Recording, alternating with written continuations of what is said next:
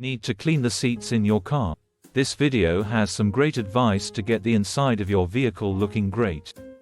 1. Vacuum the automobile seats to remove loose dirt, dust, and debris. Reach all seat crevices with a handheld vacuum or the right attachment for your normal vacuum. Vacuum the seat backs and cushions as well. 2. Spot washing automobile seats helps remove tiny stains and spills. Mix a mild detergent or upholstery cleaner with water as directed. Dampen a clean cloth or sponge with the solution and gently wipe the stain from the outside in. Scrubbing forcefully spreads the stain, so instead dab, blot or wipe the area very lightly. Remove the residue with a clean, moist towel after lifting the stain. Air dry the seat. 3. Steam washing automobile seats removes tough stains, smells, and bacteria.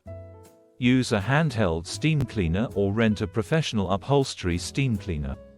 Use car seat attachments and read the steam cleaner's instructions. Slowly add steam to the upholstery with the steam cleaner. Blot the wetness with a clean cloth after steaming. Before driving, let the seats air dry.